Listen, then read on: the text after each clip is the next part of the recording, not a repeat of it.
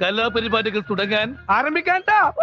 സംവിധായകൻ മേജർ രവിക്കെതിരായ കേസെടുത്ത് ഇരിങ്ങാലക്കുട പോലീസ്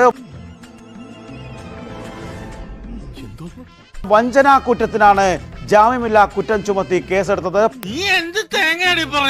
എനിക്കൊന്നും മനസ്സിലാവുന്നില്ല. 12.5 ലക്ഷം രൂപ ധനകാര്യ സ്ഥാപനത്തെ പറ്റിച്ചെന്നാണ് പരാതി. മേജർ ഞാൻ കേട്ടതൊക്കെ ശരിയാണ് പിള്ളേച്ചാ. അതെ ഞാൻ പോയി അണ്ണാ, എന്തൊക്കെയായാലും നമ്മൾ ഒരേ വർഗമല്ലേ. കണ്ടോ അണ്ണന്റെ ഒരു വർഗബോധം.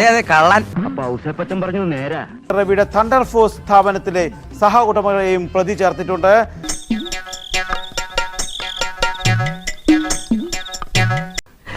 സത്യത്തിൽ എനിക്ക് തീരെ താല്പര്യം ഉണ്ടായില്ല, കൃഷ്ണൻകുട്ടി നിർബന്ധിച്ചോണ്ടാ. കൂടുതൽ വിവരങ്ങളുമായി ശരണ്യ രാജൻ ചേരുന്നു. ശരണ്യ, എന്തിനാണ് ഇപ്പോൾ മേജർ രവിക്കെതിരെ കേസെടുത്തിരിക്കുന്നത്? എഫ്ഐആറിൽ പറയുന്ന കാര്യങ്ങൾ എന്തെല്ലാമാണ്? അങ്ങനെ ചോദിക്കേ ശിവാനന്ദ ഇവിടെ കുത്തിരിക്കാൻ പറഞ്ഞുതരാം. പ്രിയരാജ് സെക്യൂരിറ്റി ജീവനക്കാരെ നൽകാമെന്ന് പറഞ്ഞ് പണം തട്ടി എന്നതാണ് പരാതി. എന്തുണ്ടെന്ന് പറഞ്ഞിട്ട് എന്നാ കാര്യം? മനുഷ്യരാണ്, കുറച്ചൊക്കെ വിവരം വേണം. ഇതിപ്പോ മറ്റുള്ളവരെ കൂടെ നാണം കെടുത്താനായിട്ട്. വഞ്ചനാ കുറ്റത്തിനാണ് ജാമ്യമില്ലാ കുറ്റം ചുമത്തി ഇപ്പോൾ ഇരിങ്ങാലക്കുട പോലീസ് കേസെടുത്തിരിക്കുന്നത്. ഏകദേശം 12.5 ലക്ഷം രൂപ ധനകാര്യ സ്ഥാപനത്തെ പറ്റിച്ചെന്നാണ് പരാതി. സെക്യൂരിറ്റി ജീവനക്കാരെ നൽകാമെന്ന് പറഞ്ഞാണ് ഈ പണം തട്ടിയതെന്നാണ് പരാതിയിൽ പറയുന്നത്.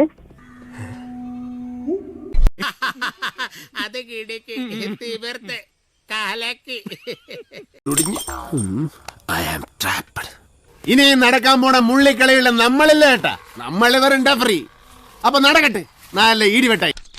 എന്നാ പിന്നെ ഒരു കാര്യം ചെയ്യാം, പോയിട്ട് രാവിലെ വരാം.